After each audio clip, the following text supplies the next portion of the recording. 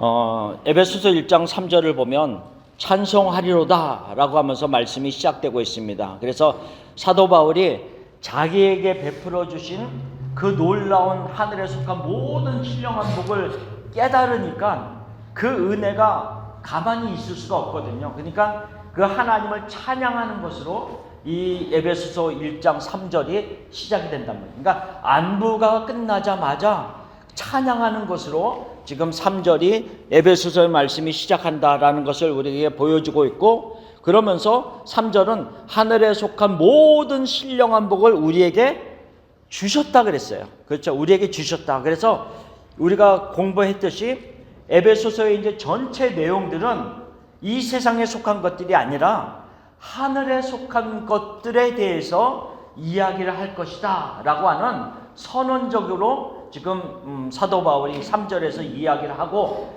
그 이후에 나오는 모든 것들은 세상의 것이 아니다 라고 하는 것을 얘기하고 있습니다. 그래서 하늘에 속한 모든 신령한 복이 무엇이냐 라고 하는 것을 이야기하면서 우리가 무엇에 대해서 공부했냐면, 첫째로는 창세전에 우리를 선택하셨다. 그래서 하나님께서 우리를 선택하셔서 그냥 내버려 두신 것이 아니라 뭐라 그랬어요? 가까이 오게 하셨다 그랬어요. 선택하셔서 가까이 오게 하시고 가까이 온 우리들을 주의 뜰에 거하게 하셨다라고 하는 시편의 말씀도 우리가 지난주에 나눴습니다. 어쨌든 선택하셨어요. 그리고 창세전에 우리를 선택했을 뿐만 아니라 또 하나님께서 구원의 계획을 다 이미 만들어 놓으셨어요. 그것을 예정이라고 우리가 부릅니다. 그래서 우리를 예정하셨다 이렇게 얘기를 하고 있습니다. 그래서 오늘 우리가 나눠드린 프린트물을 보면 먼저 그 박스를 먼저 봅시다. 중간에 있는 박스를 보면 그 첫 번째 박스에는 뭐라 그랬어요? 우리를 창세전에 택하셨고 예정하셨단 말이죠. 그리스도 안에서 이미 모든 것을 계획하셨다. 이거를 크게 말하면 경륜이다 이렇게 얘기합니다. 이 경륜이라고 하는 말은 이따가 우리가 공부를 할 겁니다. 이미 그냥 알고 계시면 됩니다. 그 다음에 우리를 창세전에 택하시고 예정하신 이유와 목적이 무엇이냐는 거죠. 목적이 무엇이라고요? 우리를 하나님의 자녀가 되게 하시기 위해서 우리를 택하시고 예정하셨다는 거죠. 그래서 우리가 자녀가 되었다라고 했을 때는 신분적인 변화, 그러니까 우리가 마귀에게 속한 자들이 아니라 하나님의 자녀가 됐다라고 하는 신분적인 변화에 대해서 얘기하고 있고, 자녀가 되어 있으면 또 뭐가 되겠어요? 하나님의 것들을 우리가 상속받을 수 있는 상속자다라고 하는 그 의미가 자녀의 안에 포함되어 있다. 그리고 자녀로서의 특권은 하나님이 우리의 아버지 된 게 특권이죠. 그 다음에 우리가 지난번에 특권에 대해서 얘기하면서 또 한 가지를 더 얘기했네. 집중적으로 기도. 그렇죠? 기도에 대한 이야기를 했습니다. 그래서 기도에 대해서 제가 자꾸 반복을 합니다. 그래서 네 가지에 대해서 얘기했죠. 우리의 기도는 어떤 정체성이 있다. 첫 번째로는 하나님의 보좌와 연결이 되어 있다. 그렇죠? 두 번째로는 예수님과의 동력을 하는 기도다. 우리가 기도할 때 그 기도를 들으시고 예수님이 역사하신다. 세 번째, 우리의 기도는 그러니까 적의 견고한 진을 파하는 강력한 무기다. 그렇죠? 우리의 기도는 그만큼 능력이 있습니다. 힘이 없는 무기가 아닙니다. 능력이 있는 무기입니다. 그 다음에 네 번째로는 우리의 기도는 말씀에 근거한 믿음의 행동이다. 그러니까 아무런 어떤 약속이 없는 그냥 우리가 혼자 하는 것이 아니라 하나님이 이미 많은 부분에 약속하신 그 언약의 말씀에 근거를 해서 우리가 기도한단 말이죠. 하다못해 우리 어린 아이들이 자라날 때 아빠가 뭐 사줄게 그랬는데 안 사줬단 말이죠. 가까이 다가와서 아빠한테 아빠 사준다고 약속했잖아. 이런 거 꼼짝 못하는 거예요. 그냥 아빠 사줘 이러는 것보다 아빠가 사준다고 약속했잖아. 그러면 사줘야지 뭐 어떻게 하겠어. 그러니까 약속이라는 건 그만큼 우리가 구할 때 무엇인가를 확실하게 할 수 있는 근거가 된다는 것을 얘기해. 그러니까 이미 너무 많은 부분에 있어서 성경은 우리에게 기도에 대한 언약의 말씀들을 너무 많이 줬거든요. 그러니까 우리는 우리의 기도는 근거가 있다, 이것을 얘기를 하고 있습니다. 그래서 우리의 자녀가 된 이런 어떤 신분적인 변화, 상속자의 어떤 특권들, 자녀의 특권들, 그 다음에 어떤 기도의 특권들을 가지고 있고, 그 다음에 그 안에서의 능력들이 나타날 수 있는 여러 가지, 그리고 하나님과의 관계가 아버지와 자녀의 관계가 됐기 때문에 약속한 모든 것이 우리에게 이미 속해져 있는 것이다 라고 하는 것을 얘기하고 있습니다. 그래서 첫 번째 단락과 세 번째의 단락, 택하시고 예정하신 것이 우리를 자녀로 만들려고 하는 것인데, 그 중간에 통해야 될 중요한 유일한 방법이 있다는 거죠. 그 유일한 방법이 뭐라고요? 네, 예수 그리스도로 말미암아 이루신 속량, 구속, 예수 그리스도의 피가, 이것이 없으면 하나님의 계획이 있었지만 우리가 자녀 되는 데 있어서는 다른 방법은 없다라고 하는 것을 얘기해요. 물론 구약에서는 짐승의 피로 그림자의 역할을 했지만 궁극적인 온전한 성취는 예수 그리스도의 피, 속량이다라고 하는 것을 얘기를 하고 있습니다. 그래서 자녀가 된 우리들이 하나님의 은혜의 그 풍성함을 깨달으면서 어떻게 반응을 한다고요? 찬양, 감사, 이런 모습으로 반응을 하는 것이 마지막 박스에 있는 내용입니다.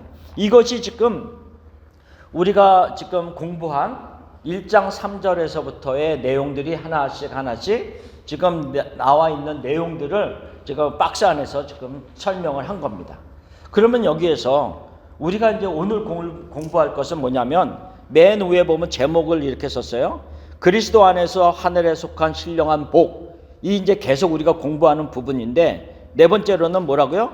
그 뜻의 비밀을 우리에게 알려주셨다라고 하는 것을 공부하려고 합니다.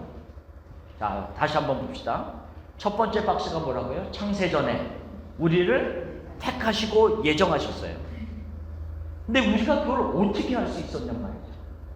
창세전에 일어난 일이었는데 우리가 그것을 어떻게 알 수 있었냐라고 하는 것. 물론 여러분들은 지금 다 이미 대답이 있겠죠. 하나님이 우리에게 알게 하셨다, 성경이 있다, 여러 가지로 있지만 우리가 그 부분에 대해서 우리가 말씀을 찾아가면서 조금 더 정확하게 그 경로를 우리가 좀 공부를 하려고 합니다. 그래서 창세전에 일어난 일인데 어떻게 지금 현재 살고 있는 우리에게까지 그 구원의 계획과 하나님의 마음이 전달될 수 있었는지에 대해서 한번 우리가 질문해보고 공부를 하겠습니다. 자, 박스 밑에 보면 제가 지금 말씀드린 질문이 나와 있습니다. 하나님께서 우리를 택하신 것이 창세전이었는데, 그렇다면 하나님께서 창세전에 우리를 택하셨음을 우리는 어떻게 알 수 있었는가라고 하는 것. 두 번째로는 우리 또한 우리를 하나님의 자녀가 되시기 위하여 예수 그리스도의 피로 구속받았음을 우리는 어떻게 알 수 있었는가라고 하죠. 예수님이 돌아가신 지가 지금으로부터 몇 년 전입니까? 대략 보통 한 2000년 전이다 이렇게 얘기하죠. 2000년 전, 10년 전, 20년 전도 우리가 아니고 1000년, 2000년 전에 일어난 일인데도 우리가 어떻게 그거를 지금 알고 믿고 하나님 앞에 감사와 찬양의 반응을 보이면서 살고 있는지 놀랍지 않습니까? 우리가 하다못해 우리 뭐 성경 외에 한국의 어떤 역사들이나 중국의 역사들이나 이런 어떤 고서들이 있잖아요. 옛날 서적들. 그러면 그것을 이렇게 막 읽으면 이게 무슨 뜻인지 알기도 힘든 그 구절들이 얼마나 많은지 모릅니다. 그런데 성경은 너무나도 오래된 말씀들이고 창세전부터 있었던 계획들을 기록하고 있는데, 우리가 지금 그것을 깨닫고 또 말씀을 깨달을 때 우리가 감사하고 기뻐하고 또 다른 어떤 영적인 기쁨들로 반응을 보인다는 것 자체가 놀랍지 않아요? 이거 어떻게 이렇게 될 수가 있지? 참 놀라운 일이에요, 사실은. 그렇죠? 그러니까 그런 부분에 대해서 우리가 조금 더 공부를 하겠습니다. 그러니까 결국은 뭐 궁극적으로는 창세전에 계획하신 하나님이 그 사실을 우리에게 알려주시지 않았다라면 알 수 없는 일이죠. 그러니까 하나님만이 알고 있는 그 계획을 혼자 나만 알 거야. 너네들한테는 안 알려줘. 이러면서 그냥 자기 혼자 갖고 있었던 것이 아니라 너무 알려주고 싶은 마음이 성경에 너무 많이 기록되어 있어요. 하나님의 마음이. 이건 나만 알아서는 안 돼. 왜? 이거를 알려줘야지만이 그 말씀을 듣고 깨달은 자들이, 하나님의 성령이 그 속에서 역사해서 그 말씀을 받아들인 자들이 생명으로 나올 수 있기 때문에 하나님이 그 사실을, 계획을 나만 알고 있어서 다른 사람한테는 안 알려줘, 이럴 수가 없다는 거죠.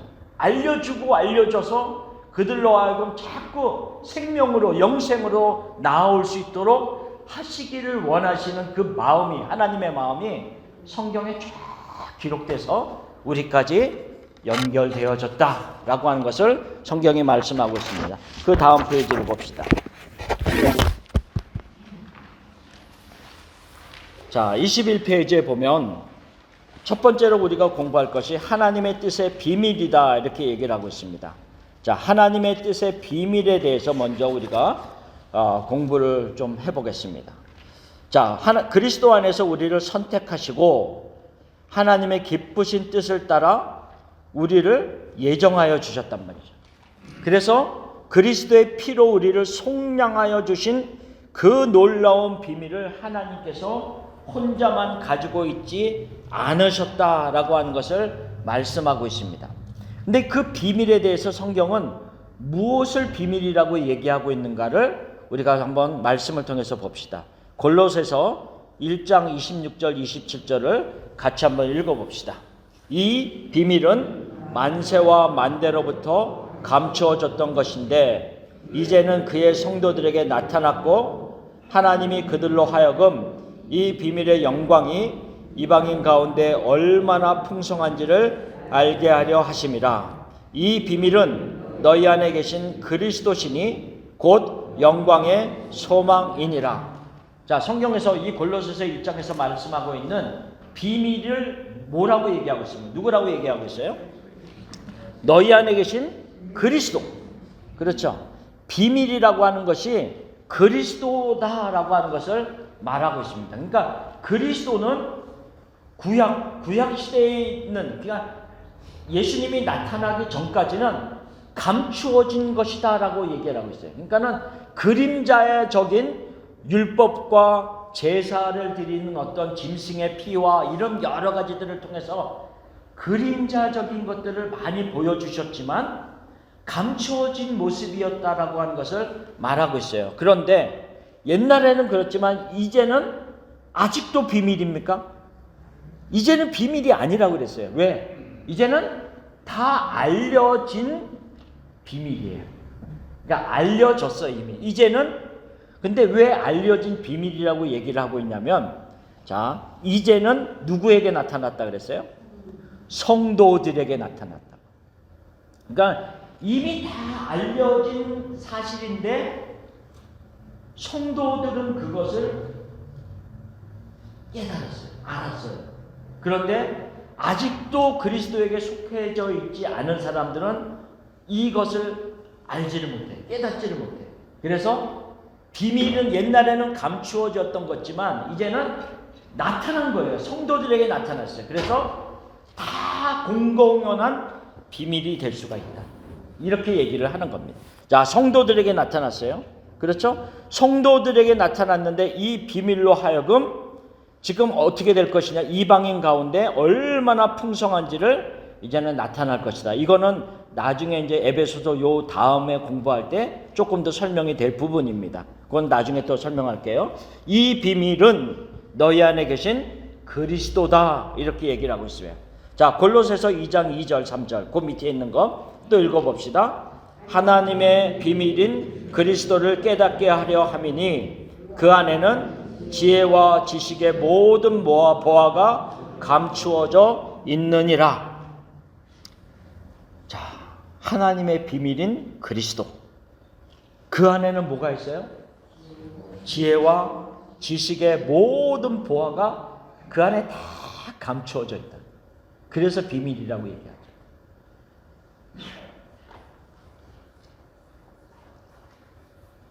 보화를 발견한 사람은 얼마나 행복할까요? 그래서 우리가 저기 마태복음 13장에 보면 천국에 대한 비유가 나오잖아요. 밭을 캐다가 그 밭에 감추어진 보화를 발견했단 말이죠. 그래서 그 사람이 소작농인인데, 그러니까 자기 땅이 아니죠.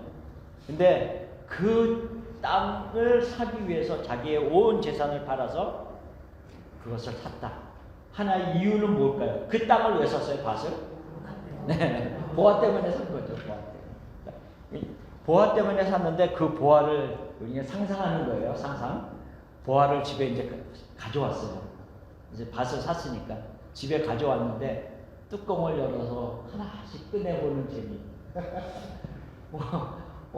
다이아 뭐 반지도 있고 목걸이도 있고 진주 목걸이도 있고 뭐 여러 가지 우리가 알지 못하는 굉장한 어떤 보화들이 그 안에 담겨져 있어서 하나씩 꺼내보는 재미가 쏠쏠하겠죠. 자, 여기 지금 뭐라 그랬어요?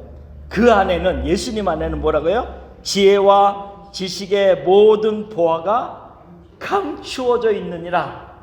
그러니까 그리스도 안에 있는 우리들은 그 보화를 하나씩 캐낼 수 있는 특권이 있어요.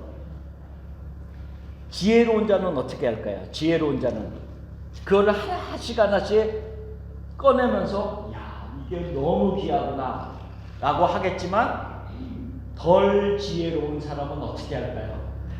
관심이 없겠죠. 그래서 나중에 지혜에 대해서 우리가 공부를 할 겁니다. 미리 언급을 한 겁니다. 자, 비밀, 예수 그리스도가 비밀이라고 얘기했습니다. 그 이유는 뭐라고, 왜 그러냐면 그 밑에 제가 써놓은 것이 왜 그러냐, 창세로부터 하나님께서는 그의 모든 구원 계획을 그리스도 안에서 세우셨다는 거죠. 모든 구원 계획을 그리스도와 상관없이 세운 것이 아니라 그리스도 안에서 세우셨어요. 그리고 나서 그리스도로 말미암아 언약이 성취되도록 하셨어요.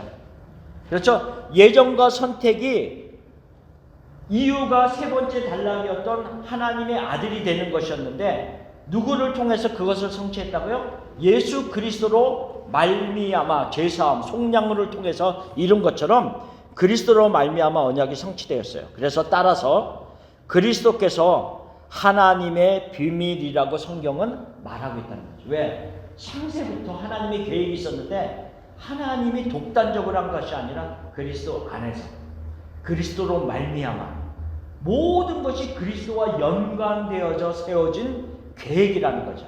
그래서 하나님의 비밀은 곧 그리스도 안에 있는 것이고, 더 나아가서는 그리스도 자체가 비밀이다 라고 성경은 이야기를 하고 있는 것이다 라고 하는 것을 말하고 있습니다. 자, 이 비밀을 우리에게 알게 하셨다는 거죠. 우리에게 알게 하셨어요. 근데 알게 하실 때 우리가 이제 두 가지를 통해서 얘기할 거예요. 첫 번째로는 계시라고 하는 것. 우리에게 알게 하시는데, 첫 번째로는 계시를 통해서 우리에게 하나님의 그 구원 계획을, 창세부터 있었던 그 계획을 우리에게 알게 하셨다는 거죠. 그래서 그 네모 박스에 보면 계시에 대한 아포칼립시스라고 하는 그 헬라어에 대해서 기록하고 있습니다. 아포칼립시스는 무슨 의미라고요? 감추어져 있던 것을 열어서 보여주는 것이다, 이렇게. 그러니까 우리가 동상 제막식 할 때 헝겊 같은 걸로 천으로 이렇게 가려져 있다가 하나 둘 셋 하고 탁 잡아 당기면 그 동상이 탁 이렇게 보이듯이, 아포칼립시스라고 하는 말이 이미 다 있는 거예요. 없는 게 아니에요. 이미 다 있는 것이지만 이거를 천으로 이렇게 커버해 놨던 것을 이렇게 벗겨서 보여주는 의미를 이야기하고 있다는 거죠. 그래서 에베소서 3장 3절을 보면 사도 바울이 이렇게 얘기를 하고 있습니다. 읽어봅시다. 또 곧 계시로 내게 비밀을 알게 하신 것은 내가 먼저 간단히 기록한과 같으니. 자, 요한계시록 1장 1절도 읽고 설명하겠습니다. 같이 읽어봅시다. 예수 그리스도의 계시라. 이는 하나님이 그에게 주사 반드시 속히 일어날 일들을 그 종들에게 보이시려고 그의 천사를 그 종 요한에게 보내어 알게 하신 것이라. 자, 여기서 우리가 좀 생각할 부분이 있습니다. 계시가 있는데 하나님이 지금 이 에베소서 3장 말씀과 요한계시록 1장 말씀을 통해서 이 계시를 하나님께서 누구에게 허락하셨어요? 누구에게 계시하여 주셨어요? 이 말씀대로 보면 바울에게 계시를 해주셨어요. 그렇죠? 그래서 곧 계시로 내게 비밀을 알게 하셨다, 이렇게 얘기를 하고 있잖아요. 그 다음에 요한계시록 1장에서는 예수 그리스도의 계시를 하나님이 누구에게 알게 하셨어요? 맨 끝에 보면 그 종 요한에게 알게 하셨다라고 얘기를 하고 있어요. 자, 하나님이 계시를 허락하시는데 이 계시를 주시는데 누구에게 지금 이 에베소서 말씀과 요한계시록 말씀을 통해서 보면 바울에게 계시해 주셨고 요한에게 계시해 주셨어요. 그러면 바울이 그 계시를 받고 어떻게 했다라고 설명하고 있어요. 내가 먼저 간단히 기록한과 같으니 라고 하면서 하나님의 계시를 받은 것을 기록했다라고 얘기를 하고 있어요. 그렇죠? 기록했다 이렇게 얘기하고 있어요. 자, 우리가 요한계시록 1장도 보면 사도 요한이 하나님으로부터 예수 그리스도의 계시를 받았어요. 그 계시를 받고 우리가 지난번에 요한계시록을 쭉 공부했지만 그 요한계시록을 요한이 계시를 받고 가만히 있었어요? 혼자? 아니잖아요. 그 모든 것들을 쫙 기록했잖아요. 그렇죠? 요한도 하나님의 계시를 다 기록해 놨단 말이죠. 그러면 우리는 하나님으로부터 직접 어떤 바울처럼 요한처럼 계시를 받은 것은 아니잖아요. 우리는 어떤 상황이냐면 직접 계시를 받은 바울, 직접 계시를 받은 요한이 기록한 성경을 통하여, 그렇죠? 기록한 성경을 통하여서 우리는 계시를 받고 있는 거랍니다. 그러니까 이미 기록한 성경을 통하여서 성령 하나님이 그것이 어떠한 의미다라고 하는 것을 깨닫게 하시는 그 역사를 통해서 우리는 그렇구나. 바울처럼 우리는 직접 계시를 받았지 않았지만 마치 성경을 통해서 직접 계시를 받는 것처럼 우리는 말씀을 깨달아가고 있다라고 하는 것을 지금 이야기하고 있습니다. 그래서 우리도 마찬가지로 성경을 통하여 계시를 받고 있다라고 하는 것을 얘기하면서, 자, 그 다음에 22페이지를 봅시다. 자, 창세전부터 있었던 놀라운 하나님의 계획을 하나님의 사람들에게 계시를 통하여서 알려주셨고, 그 놀라운 계획을 계시를 통해서 깨닫는 자들은 뭐라 그랬어요? 글로 그것들을 기록했다는 거죠.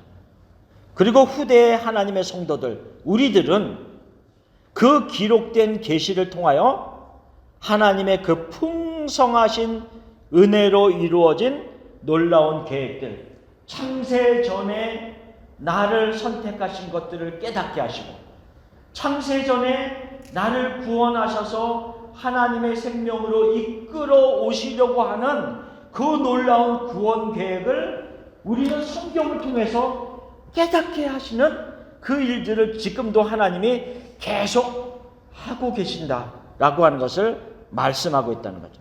그래서 그리스도의 복음의 비밀은 먼저 깨달은 자들을 통하여 다른 자들에게, 그리고 다음 세대에게 전파되고 가르침으로 인하여서 우리에게까지 전달되었다라고 하는 것을 말하고 있습니다. 자, 여기서 우리가 이사야 59장을 한번 찾아봅시다. 지난번에 제가 말씀을 나눈 부분인데 이 말씀을 나누면서 그 말씀이 다시 생각났어요. 이사야 59장 21절 말씀. 이사야 59장 21절 말씀인데요. 같이 한번 읽어볼까요?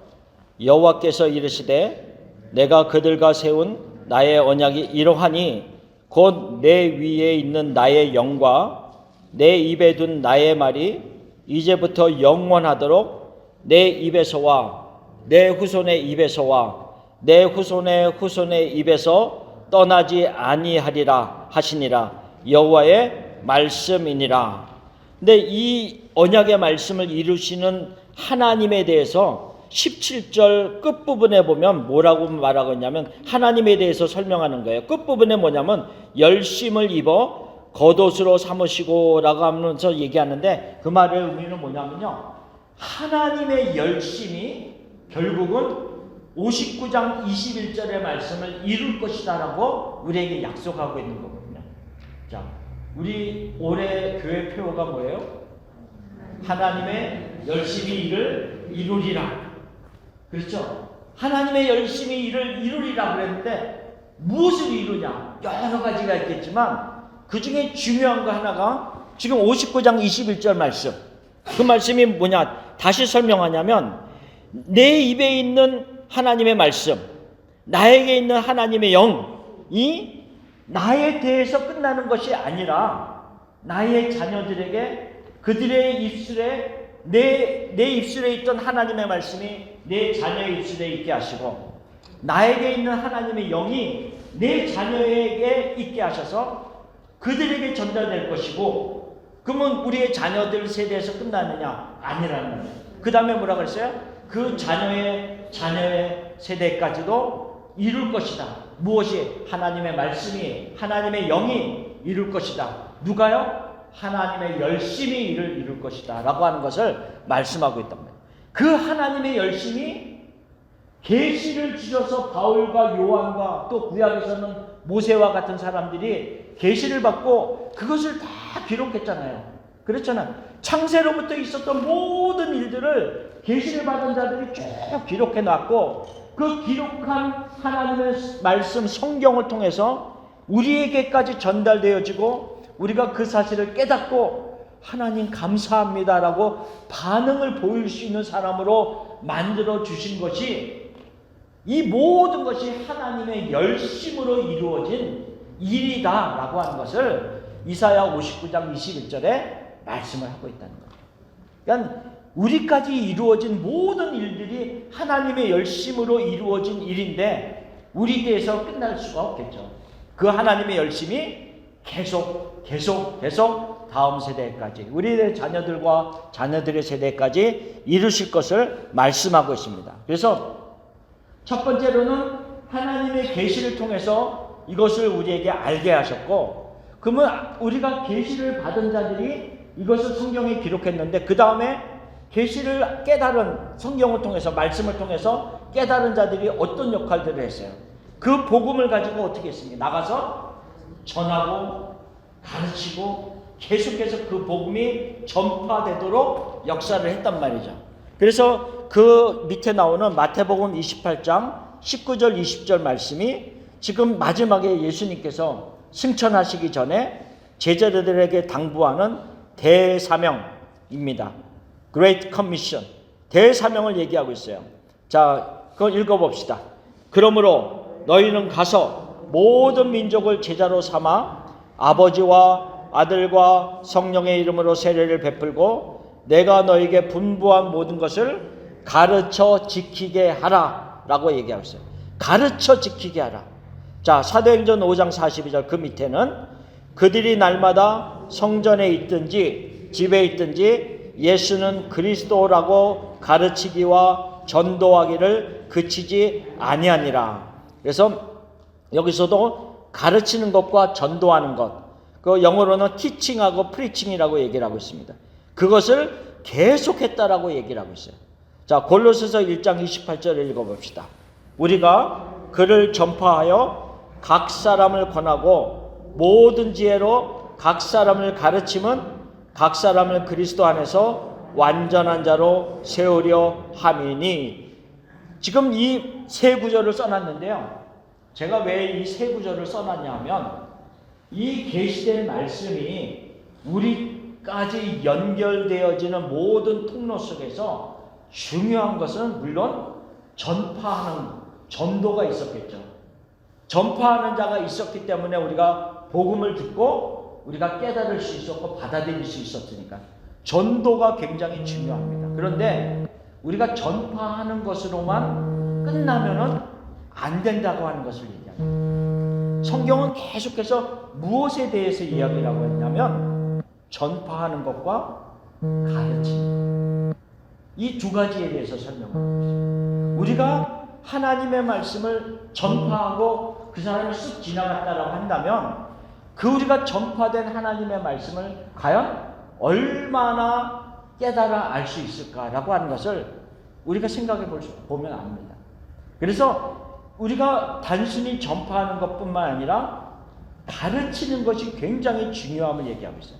그래서 사도행전에 보면 이 사도 바울은 특별히 에베소 지역에서는 에베소의 교회를 세울 때 그곳에서 3년이나 머물면서 이들에게 말씀을 가르쳤던 것을 이야기를 하고 있습니다. 그래서 굉장히 많은 부분들을 가르치면서 그들의 마음에 심어 주었다라고 하는 것을 얘기하고 있어요. 자, 그러면 우리가 여기서 이런 질문을 또 해볼 수가 있습니다. 하나님은 자, 우리가 여기 뭐 1도 썼으니까 2도 씁시다. 전도와 가르침. 자, 그러면 우리가 여기서 이제 이런 질문들을 해봤어요. 하나님은 이 창세로부터 있었던 이 계시를 너무 알려주고 싶은 거예요. 우리들한테 너무 알려주고 싶은 거예요. 그래서 하나님이 창세 때에 있었던 이 구원의 계획을 혼자만 갖고 있었으면 누가 알 수 있었겠어요. 근데 그렇지 않냐고 계시를 통해서 감추어져 있던 것을 열어서 보여줬단 말이죠. 누구에게? 모세에게, 바울에게, 요한에게, 하나님의 선지자들에게 그 계시를 보여주게 하셔서 그 계시를 본 자들은 그 당시의 사람들에게 물론 말로도 전파했겠지만 글로 남겨놓았단 말이죠. 글로 남겨놔서 그 기록들이 나중에 성경이라고 하는 완전체를 만들어서 우리에게까지 전달되게 하셨단 말이죠. 그래서 현재 우리가 살고 있는 우리들은 이 계시와 또 이 계시를 전하는 사람과 가르치는 자들을 통하여서 우리에게까지 이어지게 했단 말이죠. 그러면 여기서 우리가 또 질문해 볼 수가 있어요. 그러면 이 계시의 말씀을 전하는 자와 가르치는 자들을 통해서 그것을 들은 자들이 다 그것을 깨닫고 받아들였냐라고 하는 거죠. 아니거든요. 그렇죠? 깨닫고 받아들이는 것은 또 다른 문제예요. 전했는데 전하는 것을 들은 사람들이 다 받아들이는 게 아니다라고 하는 것을 얘기하고 있어요. 그래서 아까 성경에 뭐라 했어요? 이게 만세로부터 감추어졌던 것인데 이제는 누구에게 드러났다고요? 성도들에게, 주의 성도들에게 드러났다. 하나님의 사람들에게 이것이 드러났다라고 설명을 하고 있는 겁니다. 자, 그래서 오늘 에베소서 1장 8절 말씀을 보는 거예요. 이 에베소서 1장 8절 말씀을 설명하기 위해서 여태까지 얘기하는 거예요. 자, 1장 8절 말씀 다시 읽어볼까요? 이는 그가 모든 지혜와 총명을 우리에게 넘치게 하사 그 뜻의 비밀을 우리에게 알리신 것이오라고. 그러니까는 그 비밀에 하나님의 비밀을 우리에게 전파될 때 하나님은 우리가 그것을 너무 알기를 원하시는 거예요. 너무 알기를 원하시니까 가만히 내버려 뒀다가는 알 수 있는 사람이 없어. 그러니까 어떻게 해야 돼요? 모든, 여기에 보면 1장 8절에 모든 지혜와 총명을 우리에게 막 넘치게 주시는 거예요. 왜? 제발 알아라. 제발 이것을 좀 알아라 라고 하면서 그냥 가만히 내버려 두면서 너희가 좀 알아 이렇게 하는 게 아니라 하나님이 할 수 있는 모든 것들을 동원해서 하나님의 사람들, 선택하고 예정한 사람들에게 그것을 깨달을 수 있도록 부어주시는 무엇을? 지혜와 총명을 부어주시는 그 모습을 얘기하고, 하나님의 이 간절한 마음이 1장 8절에 기록되고 있다는 거예요. 단순히 우리에게 이 지혜와 총명을 넘치게 하셨구나, 이게 아니라 너무 알려주시기를 원하시는 그 하나님의 마음이 8절 말씀에 포함되어 있다는 거예요. 자, 그것을 우리가 생각하면서 23페이지를 봅시다. 거기에 보면 지혜와 총명에 대한 이야기를 하고 있습니다. 모든 지혜와 총명을 얘기하고 있는데, 자, 그러면 성경에서 말하고 있는 지혜는 무엇이냐라고 하는 거죠. 여호와를 경외하는 것이 지혜다라고 얘기했어요. 그 다음에 그리스도를 알고 더욱 알아가는 것이 지혜다라고 하는 것을 얘기하고 있어요.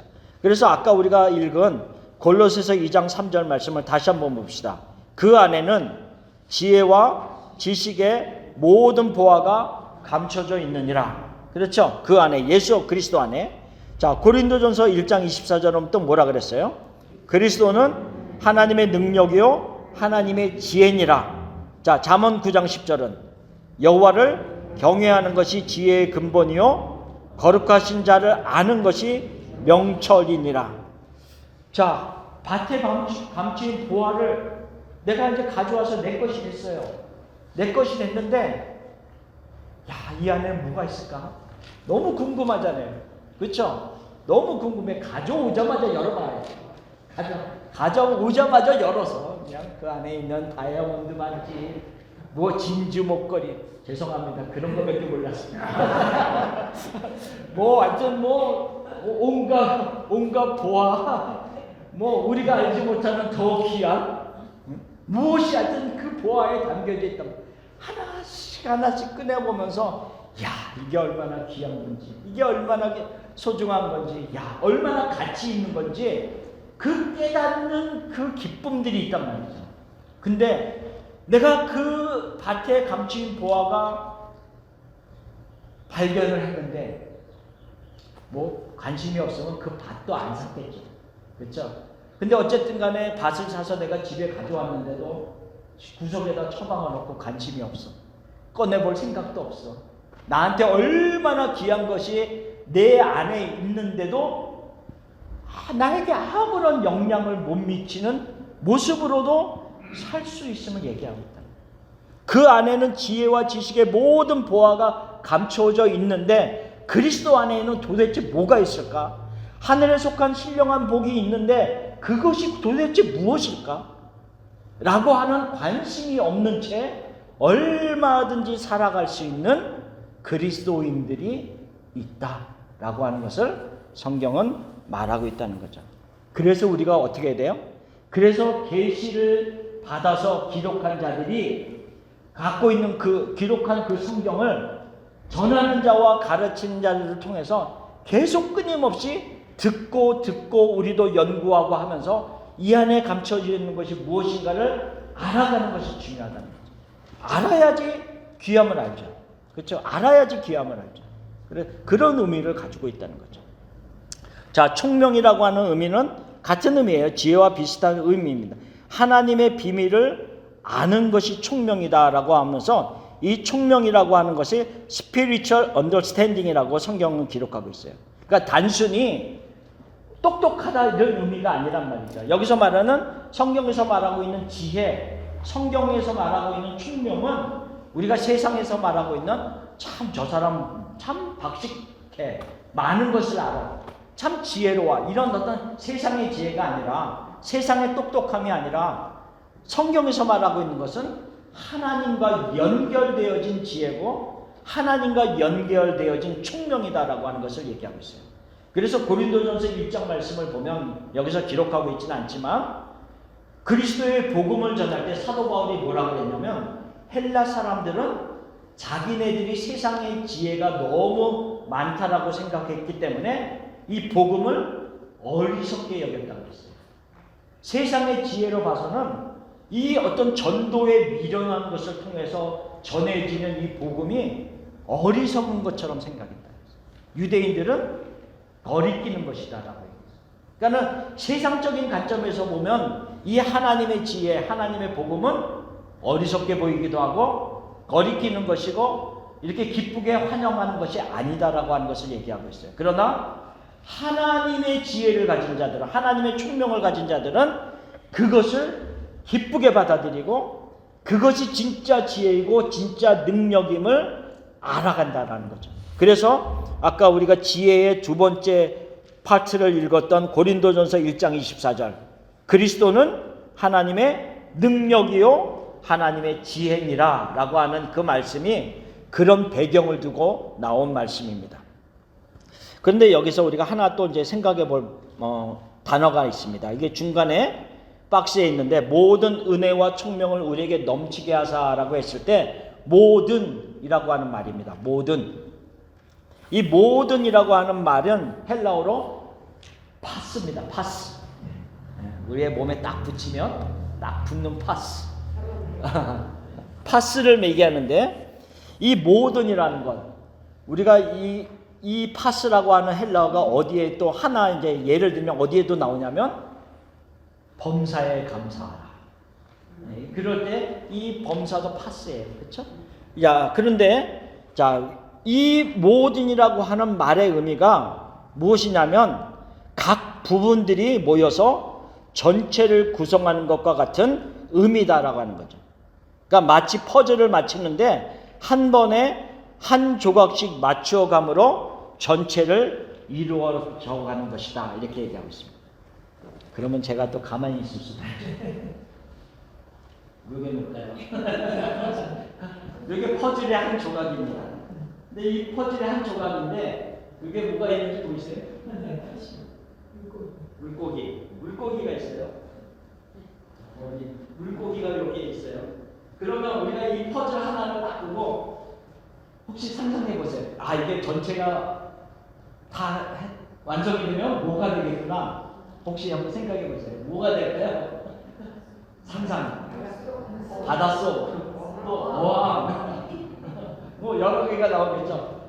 그나마 이 퍼즐 안에 물고기 한 마리가 있어서 그래도 우리가 상상을 좀 쉽게 할 수가 있습니다. 그렇죠? 만일에 이 물고기가 없는 퍼즐을 갖다 대면 우리가 뭔지도 모를 거예요. 여기도 물고기, 그래도 제가 그래도 양심은 있어서 물고기 있는 것만 골라놨습니다. 좀 쉽게 볼 수 있어요.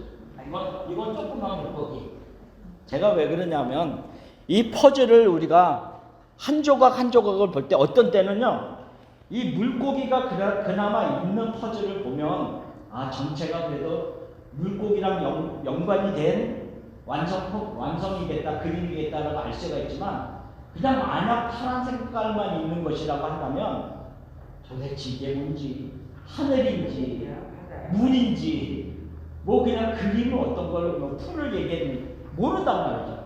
그런 것처럼 우리가 하나만 봐서는 모르는 것들이 많이 있어요. 그러나 한 조각 한 조각 한 조각을 맞춰가다 보면 더 그림이 완성이 돼가는 모습들을 우리가 볼 수가 있거든요. 이게 바로 그겁니다. 요 그림이 요 상어도 있고 막 이런 것, 이렇게 퍼즐에 완성돼요.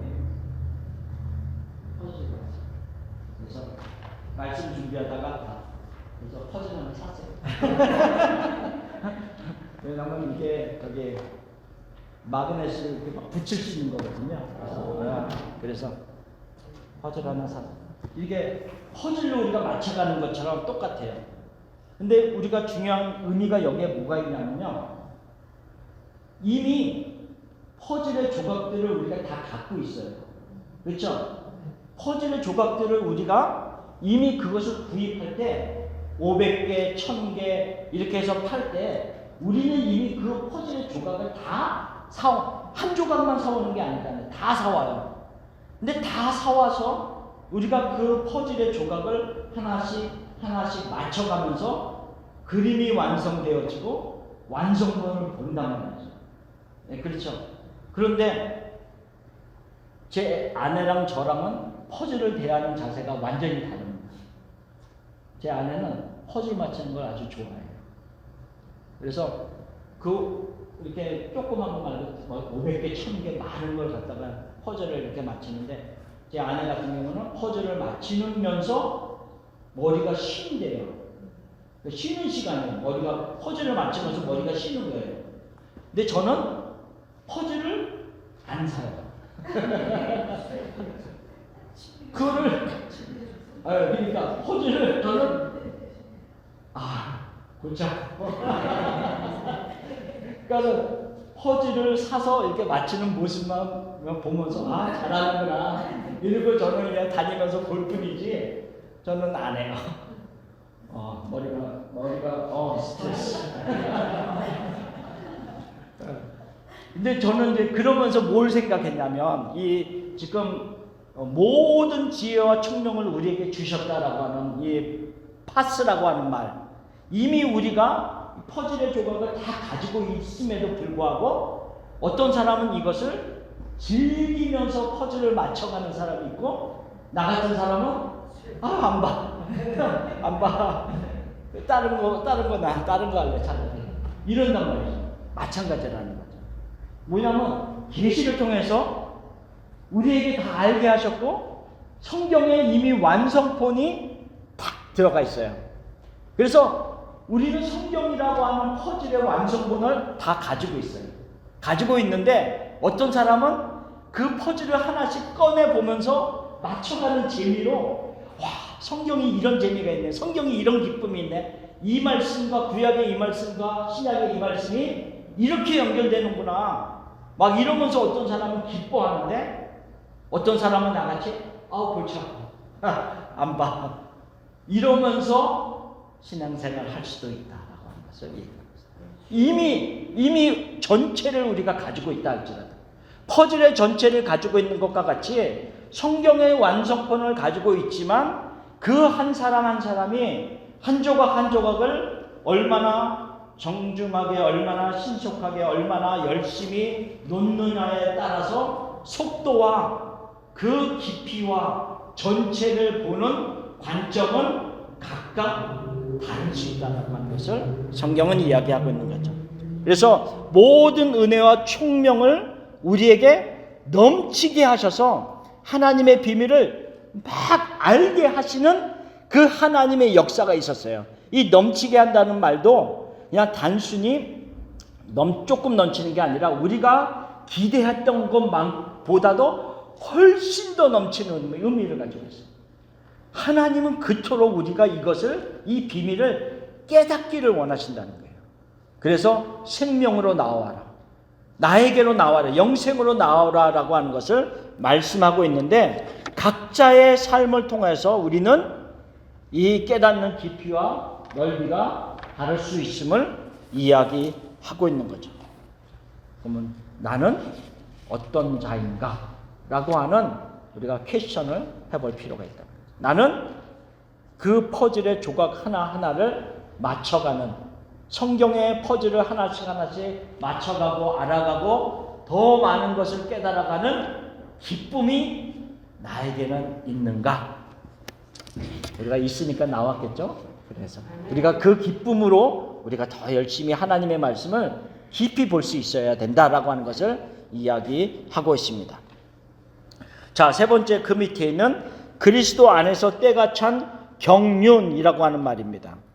때가 찬 경륜. 자, 그래서 9절 말씀을 보면 9절에 이렇게 얘기하고 있어요. 그 뜻의 비밀을 우리에게 알리신 것이요 그의 기뻐하심을 따라 그리스도 안에서 때가 찬 경륜을 위하여 예정하신 것이니 라고 얘기하고 있어요. 근데 우리가 이 경륜이라고 하는 말이 좀 어려운 말이에요. 잘 이해가 안 돼요, 사실은. 자, 그래서 경륜이라고 하는 말을 우리가 조금 설명을 하겠습니다. 이 경륜이라고 하는 이 헬라어가 오이코노미아라고 하는 말입니다. 오이코노미아.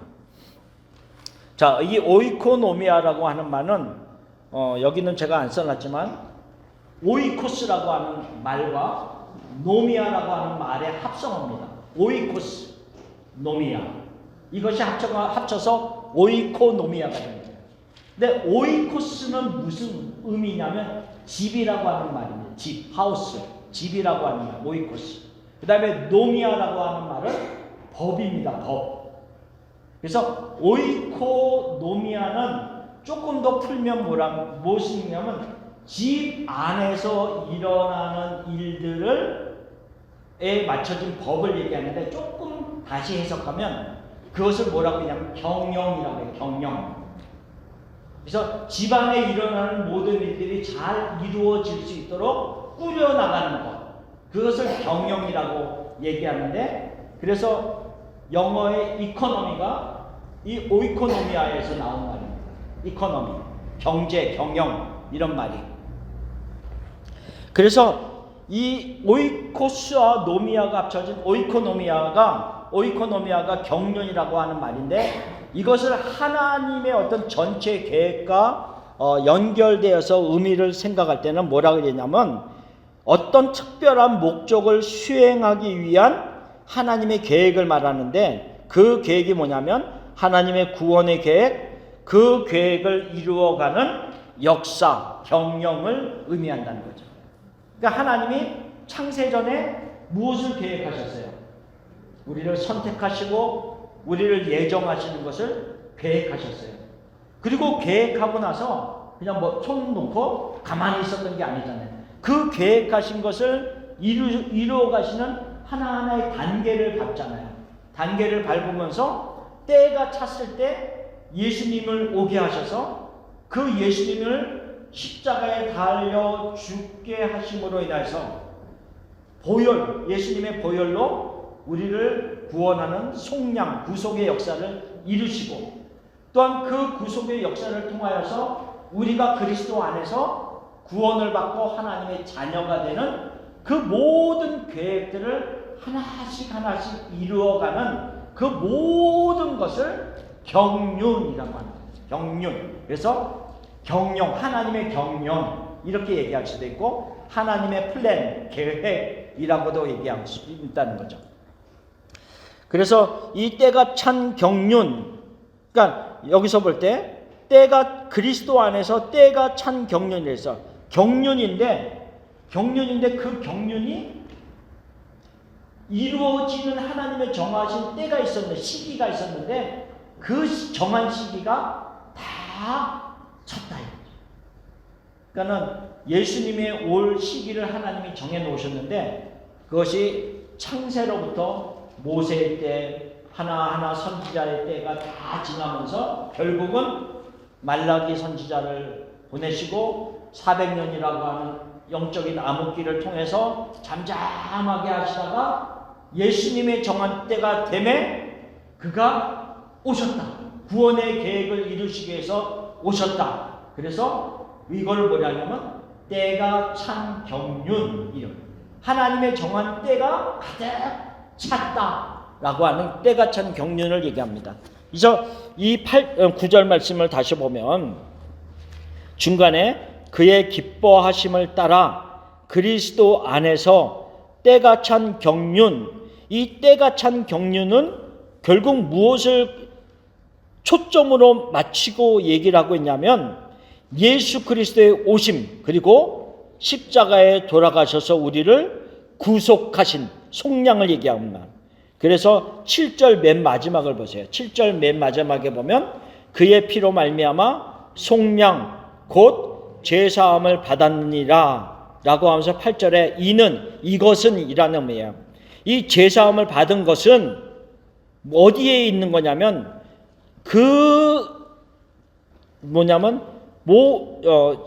그것은 9절에 그 뜻의 비밀이랑 같이 연결돼서 우리에게 알리신 것이요 그의 기뻐하심을 따라, 그러니까 속량하는 것은 하나님의 기뻐하시는 뜻을 따라서 그리스도 안에서 이루어진 것인데, 그것은 때가 찬 경륜이라고 하는 말로 다시 표현되는 말입니다. 자, 그래서 그 다음 페이지를 보면 그것에 대해서 조금 더 설명을 하고 있습니다. 자, 하나님의 경륜이란 구약의 모세와 선지자를 통하여 그림자처럼 보여주시고 이루어 가신 구원 계획과 성취하심이 하나님께서 정하신 때가 참으로, 그러니까 때가 가득 찼다는 말이죠. 예수 그리스도께서 이 땅에 오시고 친히 자신의 피로 구속의 역사를 완성시키시는 하나님의 계획과 섭리이시다. 이거를 때가 찬 경륜이라고 하는 말로 표현되고 있어요.